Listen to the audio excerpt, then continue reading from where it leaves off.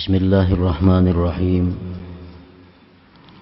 Alhamdulillahilladzi qasamar rizqa wa qaddaral ajal.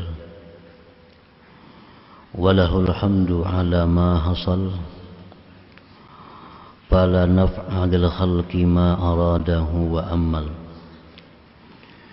Ashhadu an la ilaha illallah wahdahu la syarika lahu azza wa jalla. وأشهد أن سيدنا محمدا عبده ورسوله المرسل اللهم صل وسلم على سيدنا محمد الناهي عن البخل والكسل وعلى آله وصحبه وذريته وأتباعه إلى يوم الحكم والفصل أما بعد. Yang kita hormati dan kita cintai para habaib, para alim ulama, dan para muhibbin hadirin hadirat rahimakumullah. Pertama-tama terlebih dahulu kita memanjatkan puji syukur kehadirat Allah subhanahu wa ta'ala, yang mana selalu mengumpulkan kita di tempat yang penuh berkah dan rahmat ini. Salawat dan salam kita haturkan kepada junjungan kita Nabi besar Muhammad sallallahu alaihi wasallam dan kepada seluruh keluarga, para sahabat, zuriat dan pengikut beliau. Para muhibbin rahimakumullah, al-hikmatu sittun minal hikamil ataiyah. Qala al-Imam Ahmad ibnu Athaillah Sakandari rahimahullah wa nafa'ana bi ulumih. Hikmah yang ke-60 dari Al-Hikam, berkata pengarang Al-Imam Ahmad ibnu Athaillah As-Sakandari rahimahullah, anta hurrun mimma anta anhu ajisun wa abdun lima anta lahu tami'un. Yang artinya engkau adalah merdeka, engkau bebas daripada sesuatu yang adalah engkau dari sesuatu itu tidak berhajat, tidak bergantung. Dan engkau adalah budak, engkau adalah budak bagi sesuatu yang adalah engkau bagi sesuatu itu mengingini atau tamak.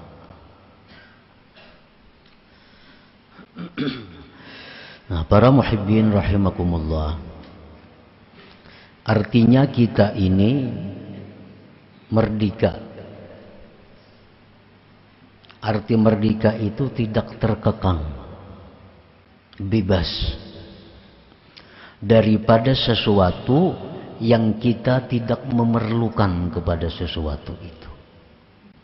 Nah, kita kada perlu lawan sesuatu itu, maka kita bebas daripadanya.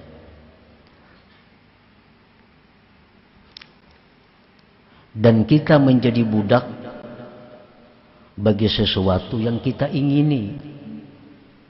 Kita menjadi budak bagi sesuatu yang kita ingini. Kita ingin sesuatu, maka kita kejar sesuatu itu. Dan kita tunduk patuh kepada sesuatu yang kita ingini itu. Jadi orang yang tamak, maka dia merupakan budak bagi yang diingininya. Orang yang tamak dengan harta, dia budaknya harta. Siang malam, pagi sore, dia kejar harta itu. Orang yang tamak dengan jabatan, dengan kedudukan, siang malam dia kejar kedudukan itu sampai dia dapatkan kedudukan itu. Nah, itu adalah hambanya, budaknya kedudukan, budaknya harta. Para muhibbin rahimakumullah, ini hikmah yang ke-60 merupakan kesempurnaan dari hikmah yang ke-58, 59, dan ini yang 60. Membicarakan tentang tamaknya kita. Tamak itu adalah sesuatu ketergantungan kepada selain Allah dan senang, tenang dengan selain Allah. Disebut tamak. Termasuk di dalamnya adalah rakus, tidak merasa cukup dengan yang telah diberikan oleh Allah Subhanahu wa ta'ala. Qala Nabi sallallahu alaihi wasallam, iyyakum wat-tama' fa innahu faqrun hadir. Aku takuti kamu bersifat tamak, karena tamak itu adalah merupakan fakir yang ada. Bagaimanapun orang itu banyaknya punya harta, kalau dia masih tamak, dia itu sebenarnya adalah orang fakir. Dia itu sebenarnya orang yang fakir. Orang yang tidak mempunyai harta, tetapi hatinya kaya, tetapi hatinya tidak tergantung kepada selain Allah, itulah yang disebut dengan ghinal qalbi, kayanya hati seseorang dari selain Allah Subhanahu wa ta'ala. Wa qala an-nabi sallallahu alaihi wasallam, man kanat niyyatuhul akhirah jama'allahu syamlah wa ja'ala ghinahu fi qalbihi wa atathu dunya wa hiya ragimah wa man kanat niyyatuhu fid dunya farraqallahu alaihi amrah wa ja'ala faqrahu baina 'ainaihi wa lam ya'tihi minad dunya illa ma kutiba lahu. Rasulullah sallallahu alaihi wasallam bersabda, barang siapa mengingini akhirat, mengingini akhirat. Orang ini ingin menjadi hambanya Allah. Orang ini ingin dapat keridhaan Allah. Orang ini ingin masuk surga. Itu yang diingininya. Maka Allah himpunkan baginya perkara yang tercerai-berai, dan Allah jadikan kekayaannya di dalam hatinya, dan dunia akan datang kepada dia dalam keadaan menyerah dan hina. Orang yang hidupnya ini niatnya, keinginannya akhirat. Orang yang hidup itu pikirannya adalah bagaimana dia mempunyai bangunan, mempunyai gedung di dalam surga.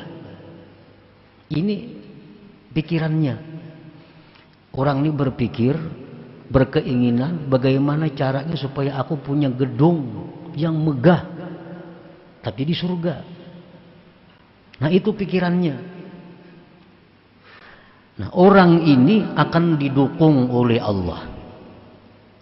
Segala urusan-urusan yang tercerai-berai menjadi satu, menjadi mudah.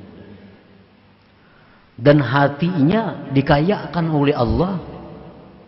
Dunia yang dijatahkan untuk dia akan datang hina, menyerah kepadanya. Dan barang siapa keinginannya itu pada dunia. Nah, orang ini hendak berisi rumah nang megah, nang mewah, tapi di dunia. Hendak berisi kendaraan nang baik, nang mewah, tapi di dunia. Hendak mempunyai kebun, ternak nang banyak, tapi di dunia. Farraqallahu alaihi amrah, Allah cerai-beraikan atasnya urusannya. Dan Allah jadikan kepakiran di hadapan matanya, dan tidak datang kepadanya dunia kecuali yang sudah ditetapkan baginya. Jadi artinya orang-orang yang mengingini duniawi ini akan selalu sibuk karena urusannya tercerai-berai dan selalu merasa fakir, merasa kada cukup. Dan dunia yang diberikan Tuhan kepadanya kada berubah daripada apa yang ditetapkannya di dalam Lauhil Mahfuz di masa azali dahulu kala.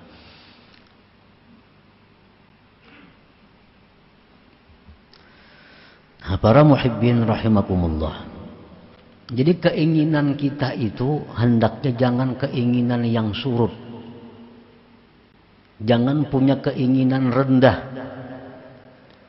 Kalau kita hendak kepingin punya gedung tapi di dunia, itu keinginan rendah. Yang kita ingini itu sesuatu yang murah. Yang kita ingini sesuatu yang binasa, yang hancur. Tapi kita tingkatkan keinginan kita itu kepada gedung-gedung yang di surga yang kita miliki. Mobil-mobil mewah di surga tapinya. Apabila kita demikian pikiran kita, demikian keinginan kita, dunia itu akan datang sendirinya kepada kita tanpa susah payah mencarinya. Nah, para muhibbin rahimakumullah.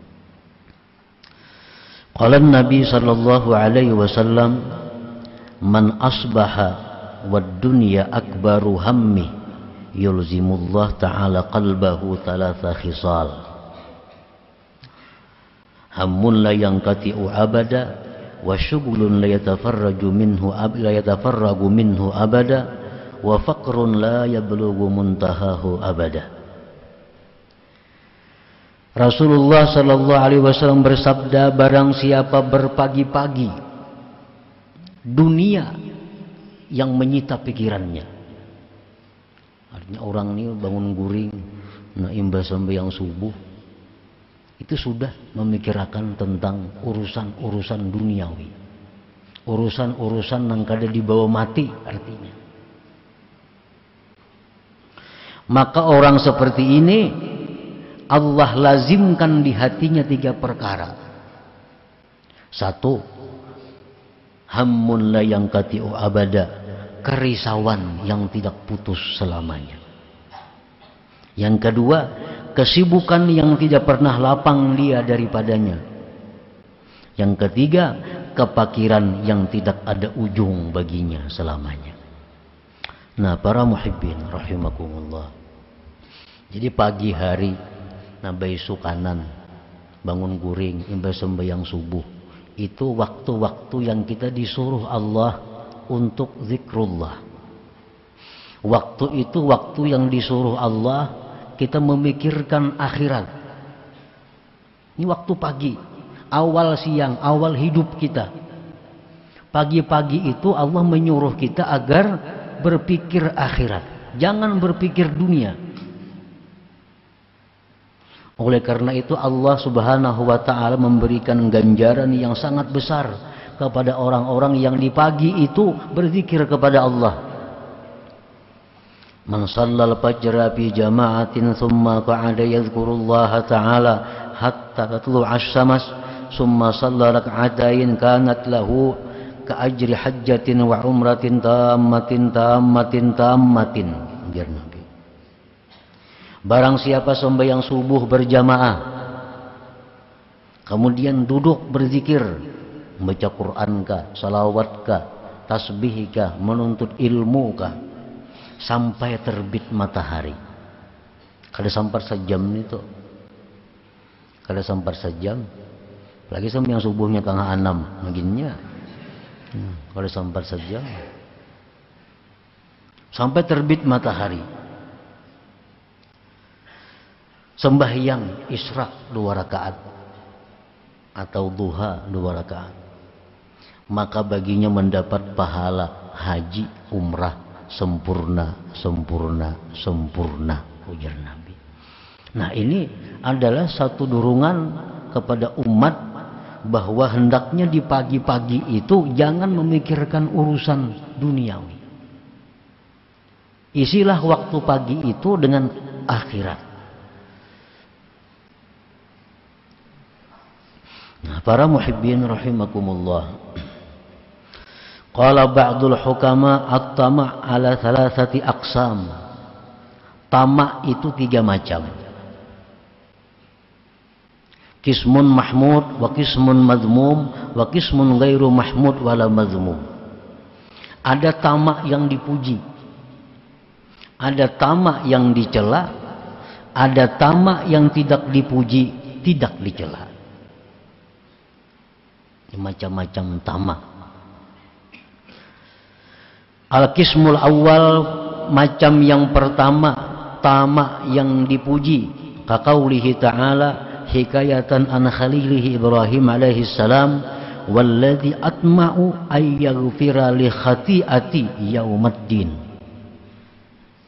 Seperti firman Allah mengisahkan Nabi Ibrahim.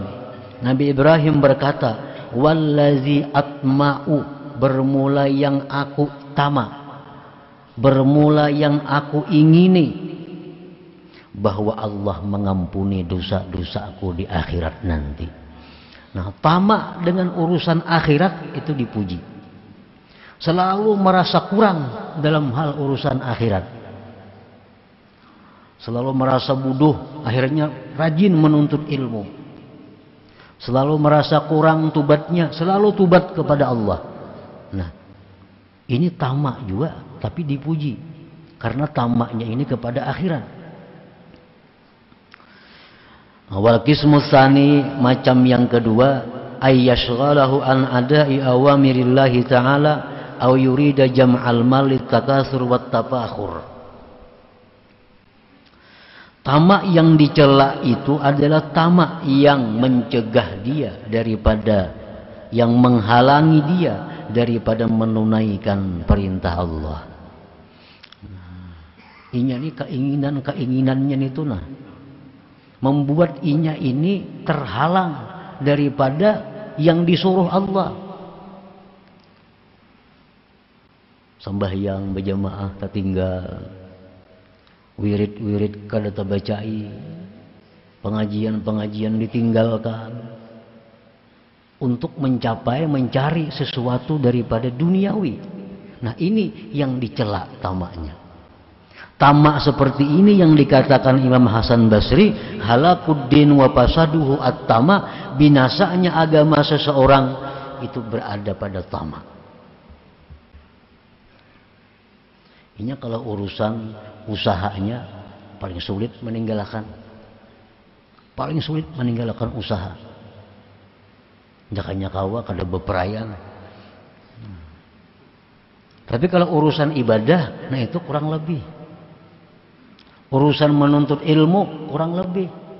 Bila ada kepentingan lain, kepentingan usaha, ya kada usah sembahyang berjamaah, kada usah ke pengajian, karena ini ada urusan usaha. Nah, ini tamak yang dicela. Tamak ini yang merusak agama seseorang.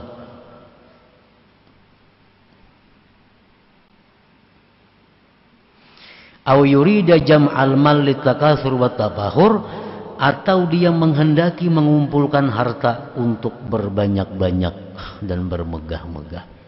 Nah, inya ini tamak. Waktunya bagus, pengajiannya kada tertinggal, berjamaahnya kada tertinggal. Tapi di waktu-waktu kosong dari kegiatan agama, inya mencari dunia untuk berbanyak-banyak dan mengumpulkan duniawi. Ini pun dicela juga. Alhaakumut takatsur hatta zurtumul maqabir. Kamu itu dilalaikan oleh berbanyak-banyak sampai kamu mati. Hatta zurtumul maqabir, sehingga kamu ziarah kubur, sehingga kamu masuk kubur artinya. Nah, ini yang dicela.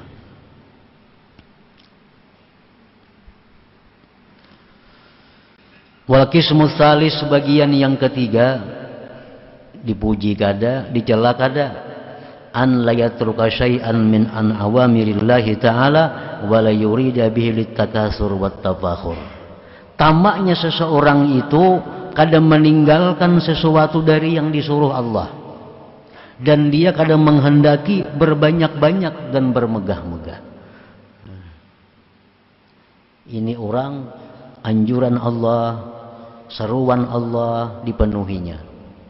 Dan inya pun berusaha kada untuk bermegah-megah, kada untuk menumpuk-numpuk kekayaan. Nah ini tamak juga, cuma tamak ini dipuji kada, dicela kada. Walakin tarkuhu afdal, tetapi meninggalkannya itu lebih afdal. Nah, para muhibbin rahimakumullah. Su'ila al-Ghazali hal yazidur rizqu bit talab wa hal yanqusu bi tarkit talab.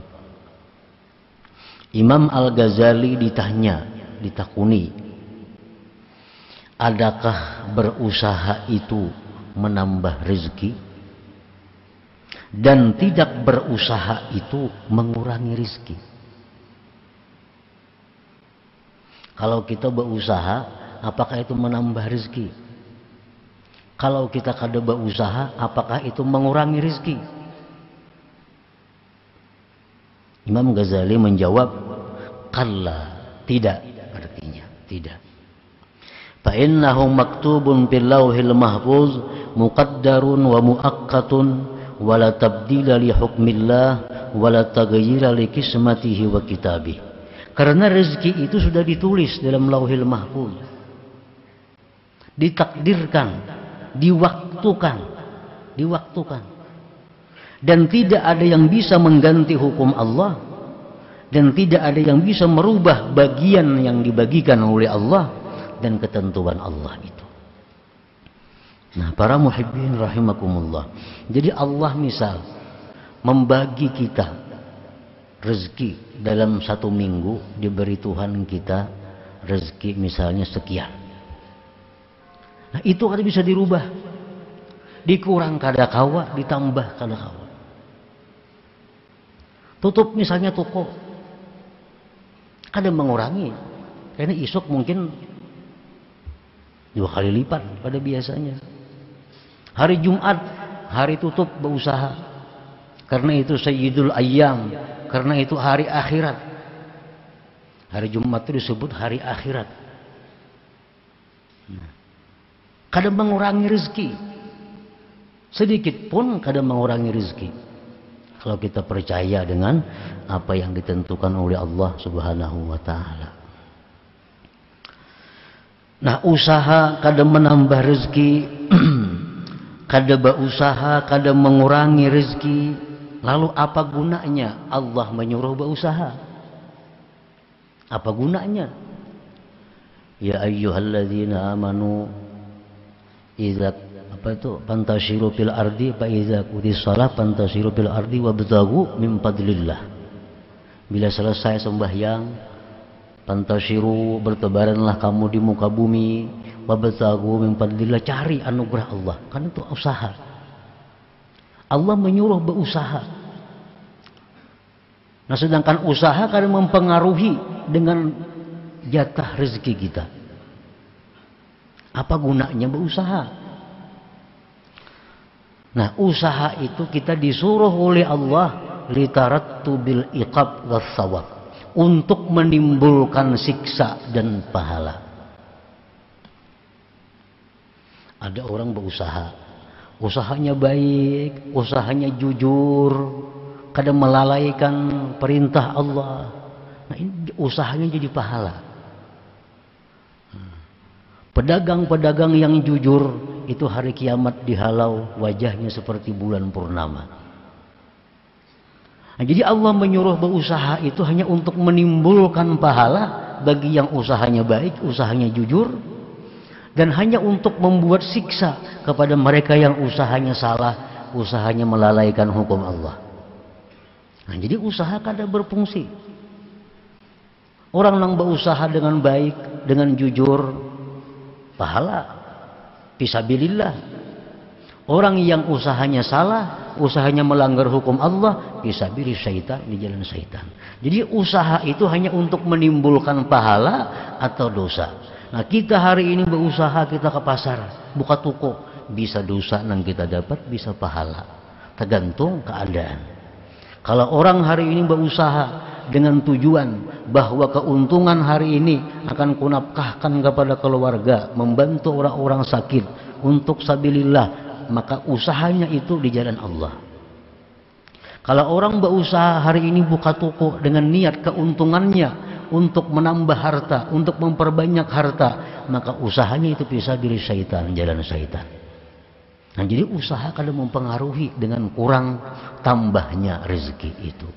Cuma yang usaha itu bisa menimbulkan pahala, bisa menimbulkan dosa. Nah, para muhibbin rahimakumullah, lalu apa gunanya doa? Kan ada doa, ya Allah luaskan rezeki kami, maka kada berubah. Kalau kita dapat jatah seminggu dapat sekian, kita berdoa kayak apa aja kada bisa merubah. Kenapa disuruh berdoa? Nah, Allah subhanahu wa ta'ala menyuruh kita berdoa itu adalah izharan lil fakri, untuk menampakkan kepakiran kita kepada Allah. Allah menyuruh kita berdoa itu hanya untuk menampakkan bahwa kita berhajat kepada Allah. Maulah doa kita nang manusia nih, apalagi nang banyak dosa nih, kau merubah ketetapan Allah, terlalu hebat doa. Nah, jadi doa itu hanya Allah menyuruh kita agar bahwa kita ini nampak fakir di hadapan Allah, agar kita nampak berhajat di hadapan Allah. Jadi doa kada akan merubah apa yang ditetapkan oleh Allah dalam ilmunya, di dalam lauhil mahfuz itu. Nah, para muhibbin rahimakumullah, lalu kenapa kadang-kadang begitu kita berdoa terjadi? Kita berdoa, ya Allah luasakan pengharini rezeki hamba nak bayar hutang. Biasa sehari dapat rezeki 10.000, 15.000. Begitu bisukan berdoa sekali dapat 1 juta hari itu. Nah, kan kayak doa modelnya kabul nih, kayak doa modelnya kabul. Padahal itu sudah ketetapan Allah, hari itu memang dapat itu. Sama orang misalnya memotong sesuatu, begitu dipotongnya putus, tataknya pagat, model kayak lading yang memagat itu modelnya. Padahal lading itu kada berdaya upaya, itu ada daya upaya daripada Allah subhanahu wa ta'ala yang berbetulan dengan lading jatuh kepada yang dipotong tadi. Nah, amun kita madahkan bahwa doa kok makanya kamu tuh murah rezeki, itu Allah ta'ala ngarannya. Allah Ta'ala, doa kada bisa merubah yang ditentukan dalam ilmu Allah subhanahu wa ta'ala. Nah, jadi dengan adanya kita berdoa supaya luas rezeki, kita berpahala, karena kita menampakkan bahwa kita fakir kepada Allah, kita menampakkan kita berhajat kepada Allah subhanahu wa ta'ala. Nah, para muhibbin rahimakumullah, jadi kada ada gunanya kita tamak atau kada ada gunanya. Bahayanya maka banyak. Orang nang menipu karena tamak, orang nang mengangkat tanah orang karena tamak, orang nang merampok, menjuntan, korupsi karena tamak. Itu halakuddin, binasanya agama di situ. Nah, para muhibbin rahimakumullah, sampai yang hikmah ke-60 ini dari 58, 59 sampai 60 pengarang membicarakan masalah tamak tadi. Selanjutnya hikmah yang ke-61. Nah, insyaallah kita sambung kembali malam Rabu yang ketiga. Malam Rabu yang ketiga di bulan Syawal insyaallah taala. Ila hadratin Nabi sallallahu alaihi wasallam al-Fatihah. Bismillahirrahmanirrahim. Iyyaka na'budu wa iyyaka nasta'in. Ihdinas siratal mustaqim. صراط الذين أنعمت عليهم غير المغضوب عليهم. يا الله بها يا الله بها يا الله بحسن الخاتمة يا الله بها يا الله بها يا الله بحسن الخاتمة يا الله بها يا الله بها يا الله بحسن الخاتمة فيا أيها الرجل منه شفاعة صلوا عليه وسلموا تسليما.